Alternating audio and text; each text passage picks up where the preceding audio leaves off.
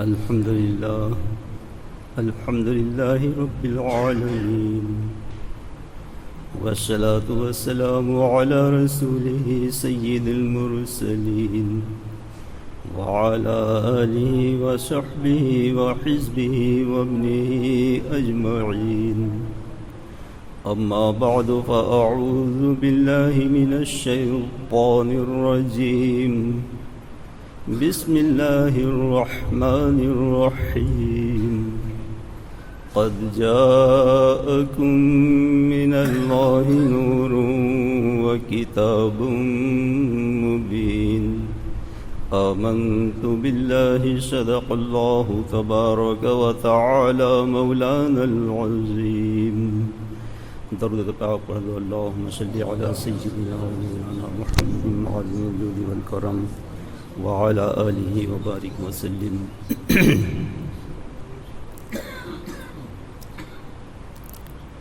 اللہ رب العزت نے اپنے فضل و کرم سے ایمان دیا اور اپنے پیارے محبوب صلی اللہ تعالی علیہ وسلم کی امت میں کیا.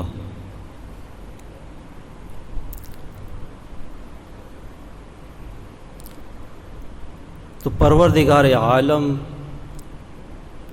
جل شانہ کا حکم کیا ہے؟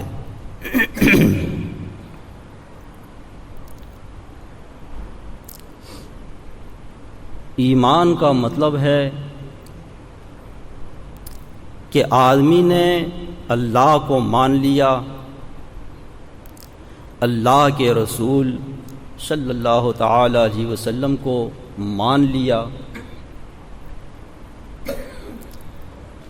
اور جو کچھ اللہ و رسول کا ارشاد ہے اس کو مان لیا، اپنے دل سے ہر ارشاد کو سچا جان لیا.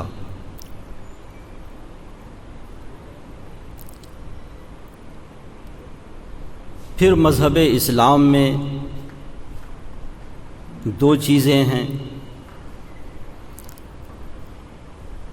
ایک ہے عقیدہ اور ایک ہے عمل.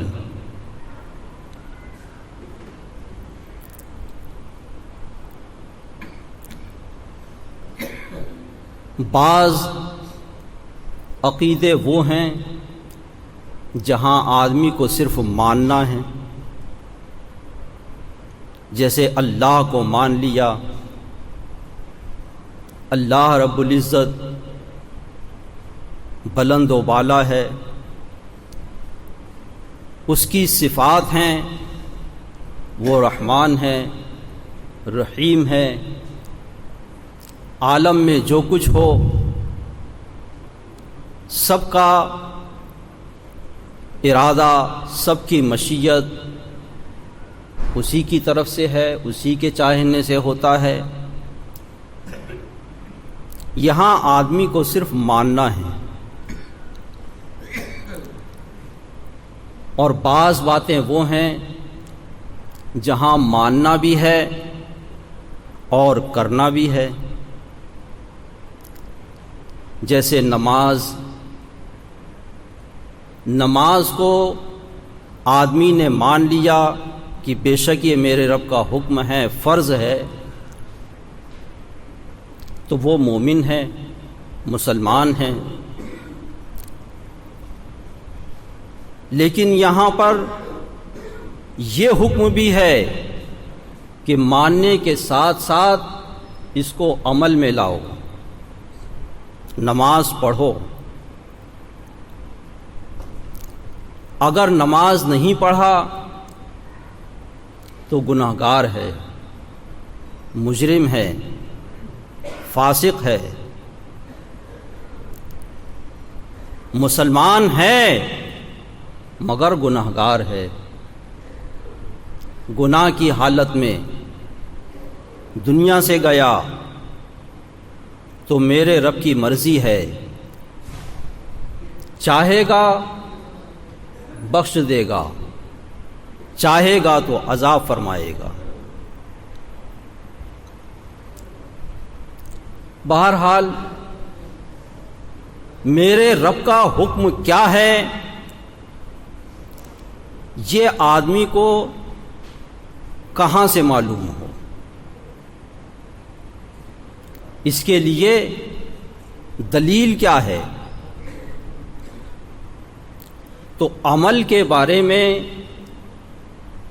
دلیل ہے قرآن کریم، دلیل ہے حدیث پاک، اور دلیل ہے اجماع امت۔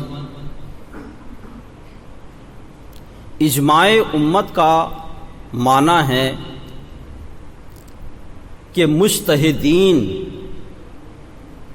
جیسے امام اعظم، امام شافعی، امام مالک، امام احمد بن حنبل رضی اللہ تعالی عنہم اجمعین، چار ائمہ مجتہدین، ان کا مذہب پورے عالم میں پھیلا ہے، لیکن ان سے پہلے بھی مجتہد ہوئے ہیں۔ صحابہ اکرام میں بھی سب مجتہد نہیں ہیں، بعض صحابہ اکرام مجتہد ہیں رضی اللہ تعالی عنہم اجمعین، تابعین میں، تبع تابعین میں بعض مجتہد ہیں، بعض مجتہدین ہیں۔ تو مجتہدین اس امت کے جس مسئلے کے اوپر اتفاق کر لیں، جس مسئلے کے بارے میں تمام مجتہدین ایک زمانے کے اتفاق کر لیں، تو وہ مسئلہ اجماع امت سے ہو گیا۔ تو اجماع امت بھی دلیل ہے۔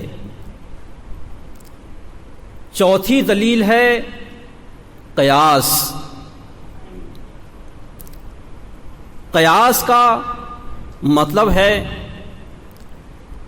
کہ جس چیز کا حکم صراحتاً قرآن کریم میں نہیں، جس چیز کا حکم صراحتاً حدیث پاک میں نہیں، تو جو مجتہد ہیں، جنہیں اللہ پاک نے ایسا علم عطا فرمایا، ایسی نظر عطا فرمائی کہ وہ قرآن و حدیث میں غور کر کے اس مسئلے کا حکم نکالیں گے۔ جیسے قرآن کریم میں حکم ہے وَامْسَحُوا بِرُؤُوسِكُمْ، سر کا مسح کرو۔ وضو کے 4 فرضوں میں سے ایک فرض کیا ہے؟ سر کا مسح۔ تو اتنا تو قرآن کریم سے ثابت ہے کہ سر کا مسح کرنا فرض ہے۔ اس کو جو فرض نہیں مانے گا مسلمان نہیں رہے گا۔ تو فرض تو سب مانیں گے، لیکن کتنے سر کا مسح کرنا ہے؟ پورے سر کا مسح کرنا ہے، تھوڑے سر کا مسح کرنا ہے، یا ایک بال کا بھی مسح ہو جائے تو فرض اتر جائے گا؟ اس میں مجتہدین نے اپنی نظر سے، اپنے غور و فکر سے جو جانا ویسا بتایا، ویسا حکم دیا۔ ہمارے امام اعظم رضی اللہ تعالیٰ عنہ فرماتے ہیں کہ 1/4 سر کا مسح فرض ہے۔ سر کے 4 حصے کرو تو 4 حصے میں سے ایک حصے کا مسح فرض ہے، اور پورے سر کا مسح سنت ہے۔ امام شافعی رضی اللہ تعالیٰ عنہ فرماتے ہیں کہ ایک بال کا بھی مسح کر لیا تو اس کا فرض ادا ہو گیا۔ پورے سر کا مسح نہیں کیا، ایک بال کا کیا تو بھی اس کا فرض ادا ہو گیا۔ پورے سر کا مسح سنت ہے۔ تو مجتہدین اپنی نظر سے، اپنے غور و فکر سے قرآن کریم میں، حدیث پاک میں غور کر کے جو مسئلہ نکالتے ہیں، ان کے غور و فکر سے نکالنے کو کہا جاتا ہے قیاس. تو یہ بھی دلیل ہے. اور قرآن کریم نے حکم دیا ہے فَاسْأَلُوا أَهْلَ الذِّكْرِ إِن كُنتُمْ لَا تَعْلَمُونَ، جاننے والوں سے پوچھو اگر تمہیں معلوم نہ ہو. تو قرآن کریم نے جاننے والوں کی اتباع عام لوگوں کے اوپر فرض فرمائی ہے. تو عمل کے معاملے میں یہ 4 دلیل ہیں. عقیدے کے بارے میں دلیل کیا ہے؟ عقیدہ کہاں سے معلوم ہو؟ تو عقیدے کے لیے بھی سب سے اصل دلیل قرآن کریم ہے، پھر حدیث پاک ہے، پھر سواد اعظم ہے، اس کے بعد عقل صحیح ہے. سواد اعظم اس کا معنی ہے مسلمانوں کی بڑی جماعت. سواد اعظم کا معنی کیا ہے؟ مسلمانوں کی بڑی جماعت. امام اہل سنت رضی اللہ تعالی عنہ فرماتے ہیں کہ یہ اللہ پاک کی رحمت ہے کہ اس نے ہمیں سواد اعظم کی دلیل عطا فرمائی، ورنہ ہر شخص کہاں قادر تھا،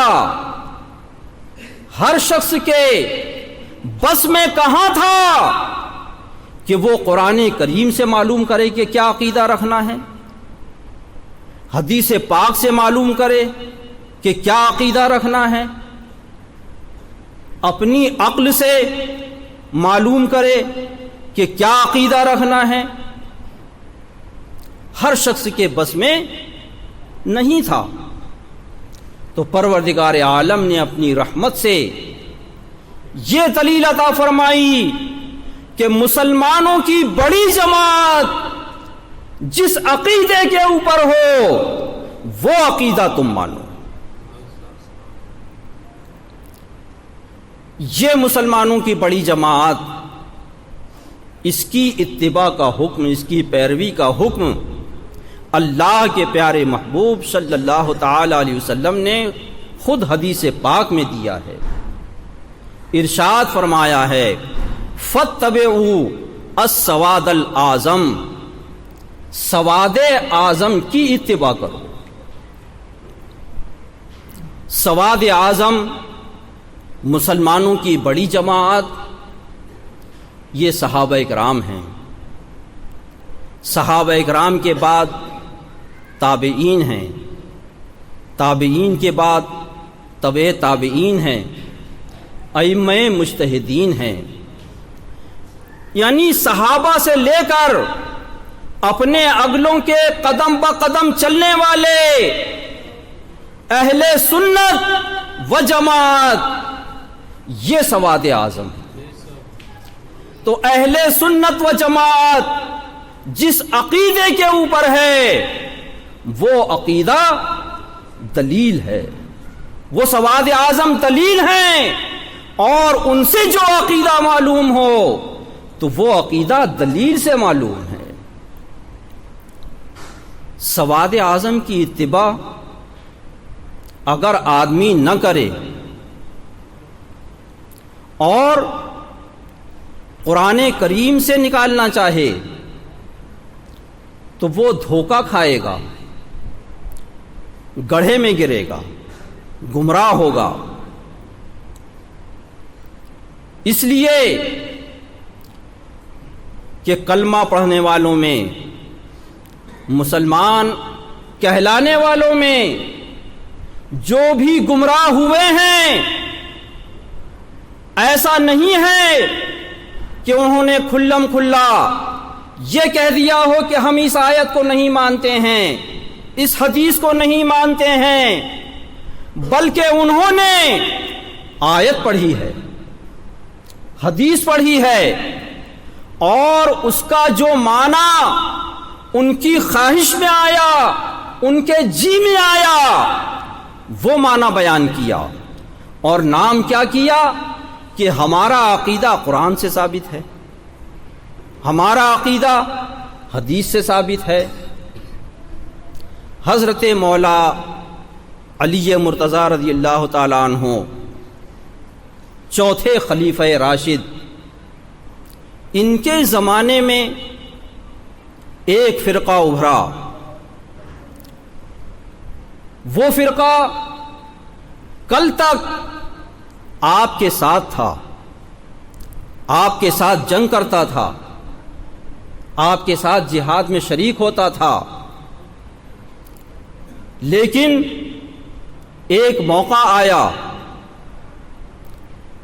کہ حضرت مولا علی رضی اللہ تعالیٰ عنہ نے اپنے اور امیر معاویہ رضی اللہ تعالیٰ عنہ کے اختلاف میں حضرت ابو موسیٰ اشعری رضی اللہ تعالیٰ عنہ کو حکم بنایا، اور حضرت امیر معاویہ نے سیدنا عمر بن عاص رضی اللہ تعالیٰ عنہ کو حکم بنایا۔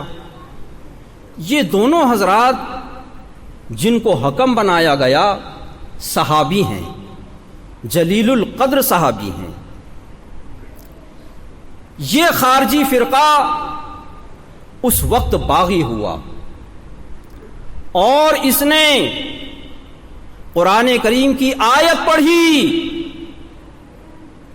یوں ہی باغی نہیں ہوا، قرآن کریم کی آیت پڑھی۔ کیا آیت پڑھی؟ ان الحکم الا للہ، حکم نہیں ہے مگر اللہ کا، حکم کا اختیار صرف اللہ کو ہے۔ تو ابو موسیٰ کیسے حکم دیں گے؟ عمر بن عاص کیسے حکم دیں گے؟ اور ان کے حکم دینے پر حضرت مولا علی کیسے راضی ہو گئے؟ یہ تو مولا علی نے شرک کیا، معاذ اللہ۔ یہ خارجی فرقے کا نعرہ ہوا۔ تو مسلمانوں بتاؤ، وہ قرآن کریم کی آیت پڑھ رہا ہے، اور قرآن کریم کی آیت سے استدلال کر کے، دلیل ٹھہرا کر کے دعویٰ کر رہا ہے، تو اب مسلمان کیا عقیدہ رکھے؟ تو پروردگار عالم کی رحمت سے سواد اعظم دلیل ہے۔ ادھر بھی صحابہ کی جماعت ہے، حضرت مولا علی رضی اللہ تعالیٰ عنہ کے ساتھ، امیر معاویہ رضی اللہ تعالیٰ عنہ کے ساتھ بھی صحابہ کی جماعت ہے۔ تو صحابہ اس عقیدے پر ہیں کہ حکم بنانا شرک نہیں، اور خارجیوں نے یہ کہا کہ حکم بنانا شرک ہے۔ تو سواد اعظم کا خلاف کیا؟ نہیں کیا۔ تو سواد اعظم کا مخالف ہوا تو گمراہ وہ ہے۔ حضرت ابن عباس رضی اللہ تعالی عنہما اس خارجی فرقے کو سمجھانے کے لیے تشریف لے گئے ہیں۔ پوچھا ہے کہ تمہیں حضرت مولا علی رضی اللہ تعالیٰ عنہ کی کون سی بات ناگوار ہوئی؟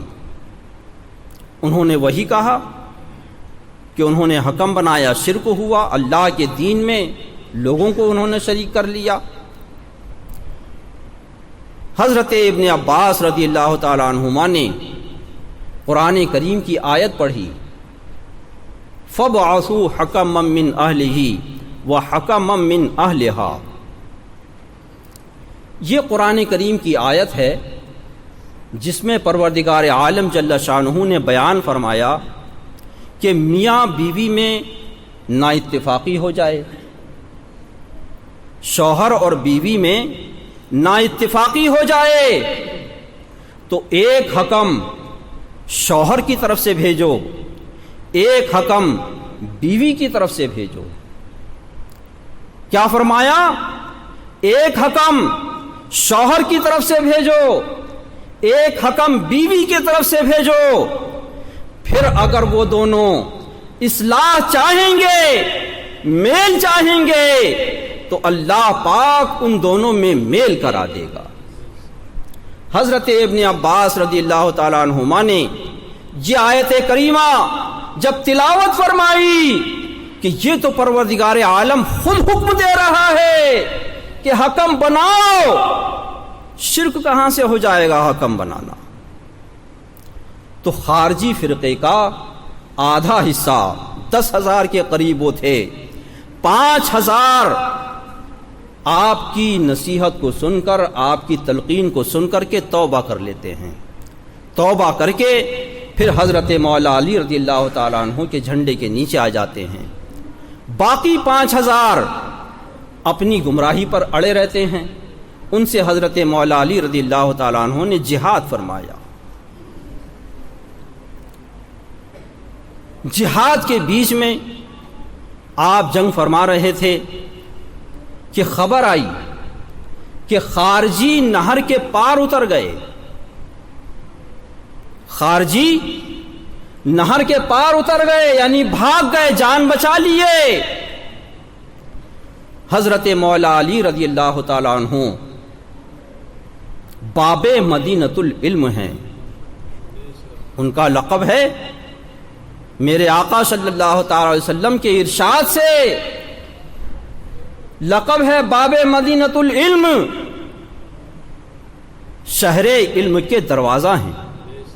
اللہ کے پیارے محبوب صلی اللہ تعالی علیہ وسلم نے انہیں خبر دی تھی، بتا دیا تھا کہ تم ایسے فرقے سے جنگ کرو گے، جہاد کرو گے، اور وہ جانے نہ پائیں گے، تمہاری تیغ سے قتل ہوں گے۔ تو حضرت مولا علی رضی اللہ تعالیٰ عنہ نے جب یہ خبر ملی تو فرمایا کہ وہ جانے نہیں پائیں گے، 10 سے زیادہ بچیں گے نہیں، سب اسی میدان میں قتل ہوں گے۔ اور جیسا میرے آقا کا ارشاد تھا، جیسا حضرت مولا علی نے فرمایا ویسا ہی ہوا، خارجی وہیں پر قتل ہوئے، 10 سے کم بھاگ کر کے جا سکے۔ جب وہ لشکر قتل ہوا تو حضرت مولا علی رضی اللہ تعالیٰ عنہ کے ساتھ میں جو تھے، تو بعض لوگوں کی سمجھ میں اتباع کر رہے تھے۔ اتباع کا جذبہ بھی دیکھو، ان کی سمجھ میں یہ بات پورے طور سے نہیں آئی تھی کہ اس خارجی فرقے سے جہاد کیسے ہوگا۔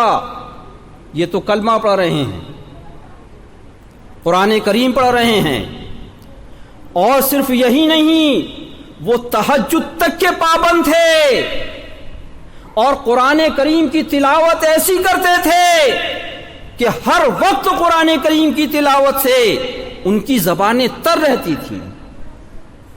تو ایسے لوگوں پر تلوار کیسے اٹھائیں؟ ان کو شبہ تھا، لیکن اتباع کا جذبہ بھی غالب تھا۔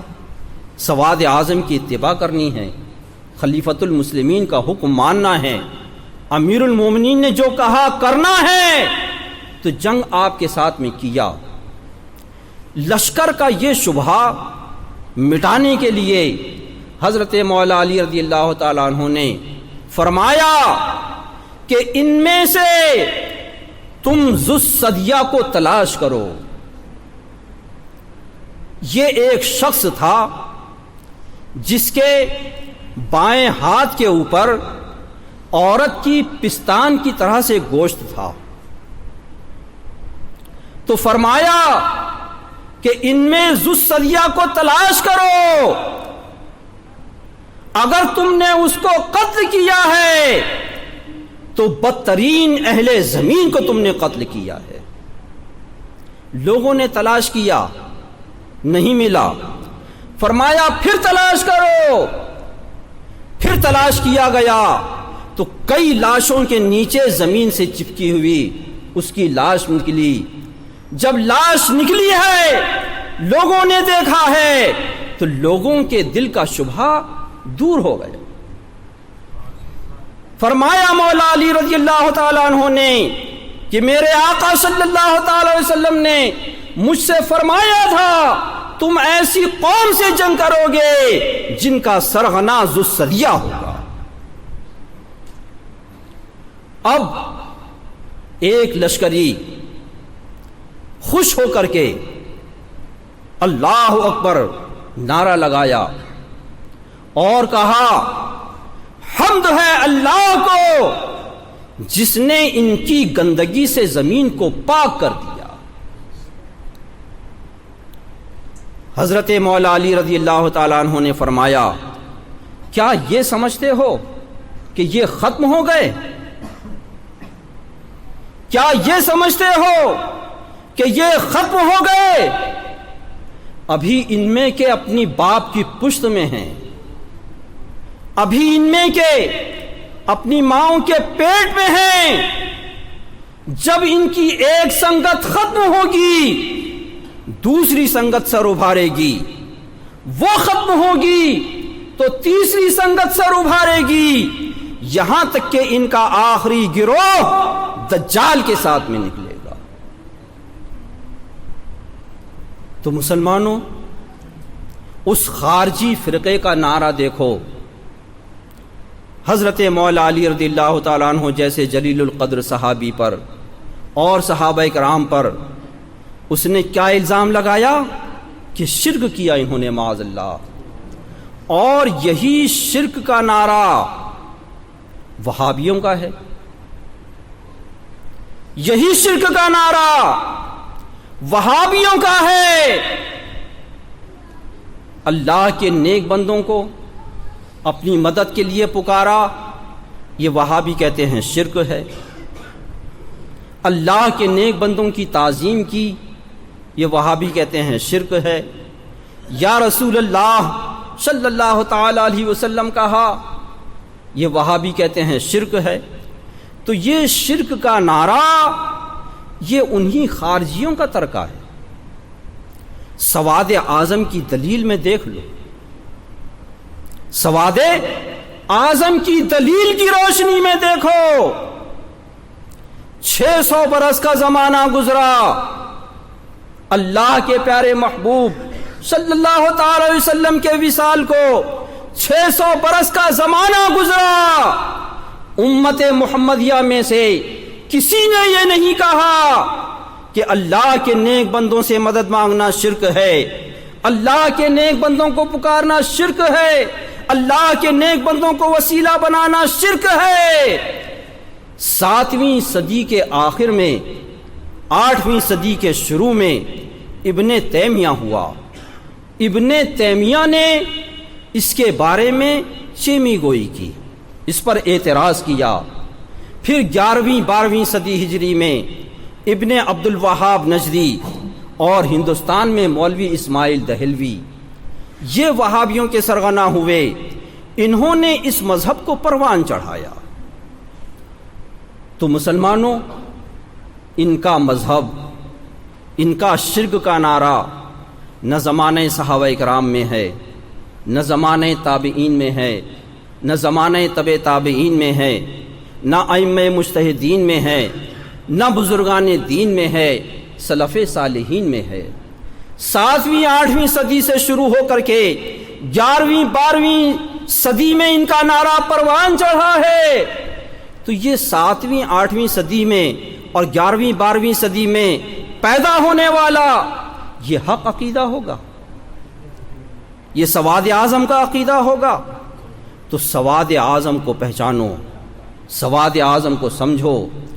آج بھی ہر گمراہ، ہر باطل اپنے دعوے کے اوپر، اپنی گمراہی کے اوپر قرآن کریم کی آیت پڑھتا ہے، حدیث پاک پڑھتا ہے، تو اس کے آیت پڑھنے پر مت جاؤ، حدیث پڑھنے پر مت جاؤ۔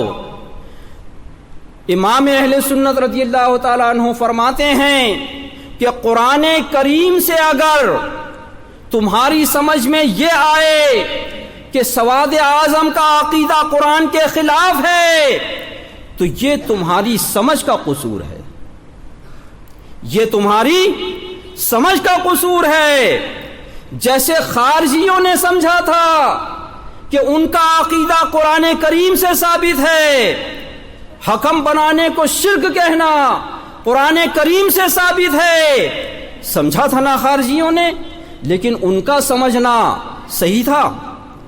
تو سواد اعظم نے جو سمجھا کہ حکم بنانا شرک نہیں، یہ حق ہے، اور خارجیوں نے قرآن کریم سے جو اس کے خلاف سمجھا وہ ان کی سمجھ کا قصور تھا۔ تو اہل سنت نے جو عقیدہ مانا ہے، جو عقیدہ رکھا ہے، وہ عقیدہ حق ہے، اور اس عقیدے کے خلاف قرآن کریم سے وہابی بتائے، حدیث پاک سے وہابی بتائے، تو وہ اس کی سمجھ کا قصور ہے، وہ اس کی سمجھ کی غلطی ہے، اور صرف سمجھ کی غلطی نہیں ہے بلکہ اس غلطی کے اوپر وہ آ چکا ہے، اس غلطی کو اپنا عقیدہ بنا چکا ہے، تو وہ گمراہ ہے، بددین ہے، مسلمانوں کی روش، مسلمانوں کی راہ سے جدا ہے، اور قرآن کریم فرماتا ہے کہ جو مسلمانوں کی راہ سے جدا راہ چلے ہم اسے جہنم میں ڈالیں گے۔ تو مسلمانوں، اپنے عقیدے کو اللہ کے پیارے محبوب صلی اللہ تعالی علیہ وسلم کے ارشاد کے مطابق سواد اعظم کی اتباع میں رکھو، گمراہوں کے کہنے پر مت جاؤ، ان کی بات ہی مت سنو، ان کی بات سننا جائز نہیں ہے۔ اہل سنت زمانے صحابہ کرام سے لے کر آج تک ہیں، آج سے لے کر قیامت تک رہیں گے۔ تو اہل سنت کا جو عقیدہ ہے اس عقیدے کو مضبوطی سے تھامو۔ دنیا کی زندگی تھوڑے دن کی زندگی ہے، اس تھوڑے دن کی زندگی کو حق عقیدے کے ساتھ، اللہ کے نیک بندوں کے ساتھ سچی عقیدت و محبت رکھ کر کے تم نے گزارا، اور اس حال میں تم دنیا سے گئے تو تمہارے لیے نجات ہے، اور گناہوں پر عذاب ہو سکتا ہے، اور پروردگار عالم رحم فرمائے گا تو بغیر عذاب کے بخش دے گا۔ پیارے آقا صلی اللہ تعالیٰ علیہ وسلم شفاعت فرمائیں گے، بغیر عذاب کی رہائی ہو جائے گی۔ لیکن عقیدہ اگر تباہ و برباد ہوا تو پھر جہنم ہی ٹھکانہ ہے، پھر جہنم ہی میں جانا ہے۔ تو اپنی آخرت کی بہتری، اپنی آخرت کی بھلائی اپنے سامنے رکھو۔ دنیا کی زندگی سے پیار مت کرو، دنیا کی زندگی سے محبت مت کرو، دنیا کی زندگی میں وہ کرو جو پروردگار عالم کا حکم ہے، اللہ کے پیارے محبوب صلی اللہ تعالی علیہ وسلم کا حکم ہے۔ دنیا کے کمانے کی طرف اس لیے مت جاؤ کہ تم کو دنیا کی آسائش ملے، دنیا کا آرام ملے، نہیں۔ شریعت مطہرہ نے، اللہ رسول نے تم پر فضل فرمایا ہے، رحمت فرمائی ہے، تم پر تمہارے نفس کا بھی حق رکھا ہے، تم پر تمہارے بال بچوں کا بھی حق رکھا ہے، تم پر تمہارے ماں باپ کا بھی حق رکھا ہے، تم پر تمہارے رشتہ داروں کا بھی حق رکھا ہے۔ تو اپنے نفس کے حق کو بجا لانے کے لیے، نفس کا حق کیا ہے؟ اس کو بھوک لگے تو تم کھانا دو جس سے وہ زندہ رہے، پیاس لگے تو اس کو تم پانی دو، تھک جائے تو تم اسے آرام دو۔ اسی طرح سے اپنے بال بچوں کے نفس کو کھانا چاہیے، پانی چاہیے، آرام چاہیے، ان کو کھانا دو، پانی دو، آرام دو۔ اپنے ماں باپ کو کھانا دو، پانی دو، آرام دو۔ جو رشتہ دار تمہارا بے کس ہو گیا، مجبور ہو گیا، کچھ نہیں کر سکتا ہے، اس رشتہ دار کو تم اس کا حق دو، کھانا دو، پانی دو، آرام دو۔ تو یہ حق بجا لانے کے لیے اگر تم دنیا کمانے کے لیے جاؤ گے تو یہ دنیا نہیں ہے۔ حکم الہی کی تعمیل کے لیے تم اپنا قدم دنیا کی طرف بڑھاؤ گے تو یہ دنیا نہیں ہے بلکہ یہ دین ہے۔ اور اپنی لذت کے لیے، اپنے تعیش کے لیے، عیش و آرام کے لیے دنیا کی طرف جاؤ گے تو یہ دنیا ہے۔ چیست دنیا از خدا غافل بدن، دنیا کیا ہے؟ اللہ سے غافل ہونے کا نام دنیا ہے۔ جس نے اپنے رب کے حکم کو بجا لانے کے لیے کاروبار کیا، جس نے اپنے رب کے حکم کو بجا لانے کے لیے مزدوری کی، وہ دنیا میں ہے لیکن دنیا میں نہیں ہے بلکہ اللہ کے حکم کی بجا آوری میں ہے۔ تو اپنے نفس کا حق، اپنے بال بچوں کا حق، ماں باپ کا حق، بھائیوں کا حق، بہنوں کا حق، رشتہ داروں کا حق ادا کرنے کے لیے تم جو کچھ کرو گے وہ تمہاری آخرت کا سرمایہ ہے۔ تو اپنے آپ کو حکم الہی کی بجا آوری میں لگاؤ، اپنی سوچ کو صحیح کرو۔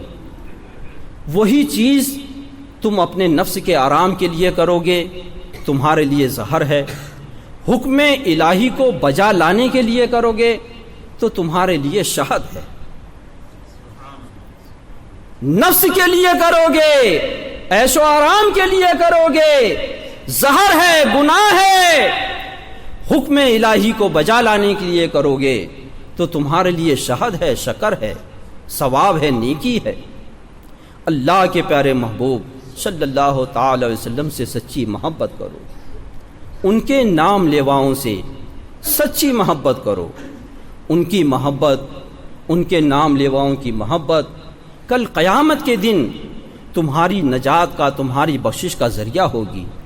وہ پیارے محبوب کریم صلی اللہ تعالی علیہ وسلم کہ قیامت کی وہ تکلیف ہوگی، وہ پریشانی ہوگی کہ لوگ پسینے میں ڈبکیاں لگا رہے ہوں گے، سورج سروں کے اوپر ہے، زمین تانبے کی ہے، بدن سے پسینہ بہہ کر کے تالاب کی طرح سے، سمندر کی طرح سے ہو گیا ہے، لوگ اس میں ڈبکیاں لگا رہے ہیں۔ اور پیارے محبوب کریم صلی اللہ تعالی علیہ وسلم اس دن بھی کیا فرمائیں گے؟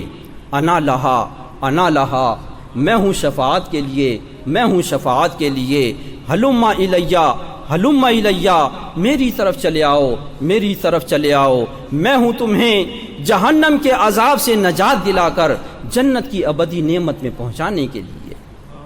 جب پیدا ہوئے پروردگار عالم کی بارگاہ میں سجدہ کیا، سجدے میں اپنے رب کی پاکی بیان کی، تسبیح بیان کی، اس کے بعد جو سب میں پہلی یاد آئی ہم گناہ گاروں کی یاد تھی۔ ننھی ننھی آواز میں بارگاہ الہی میں عرض کیا، رب حبلی امتی، رب حبلی امتی، مالک و مولا میری امت اسے معاف فرما دے، یار اللہ میری امت اس کا معاملہ میرے ہاتھوں میں کر دے۔ پروردگار عالم جل شانہ نے فرشتوں سے ارشاد فرمایا، اشہدوا یا ملائکتی ان حبیبی لا ینسا امتہ عند الولادتی فکیف ینساها یوم القیامہ۔ اے فرشتوں گوارو ہو، میرا محبوب پیدا ہوتے وقت اپنی امت کو نہیں بھول رہا ہے، قیامت کے دن اپنی امت کو کیسے بھولے گا؟ اور اپنے محبوب کریم صلی اللہ تعالی علیہ وسلم سے ارشاد فرمایا، وَهَبْتُكَ أُمَّتَكَ بِأَعْلَى ہمتِكَ، محبوب ہم نے تمہاری بلند ہمتی دیکھی، محبوب ہم نے تمہاری بلند ہمتی دیکھی، اور تمہارا معاملہ، تمہاری امت کا معاملہ تمہارے ہاتھوں میں دے دیا۔ قیامت کے دن وہ ہوگا جو وہ پیارے محبوب کریم صلی اللہ تعالی علیہ وسلم چاہیں گے۔ ان کے ہاتھوں میں ہماری رہائی کا پروانہ ہوگا، دروازے جہنم پر تشریف فرما ہوں گے۔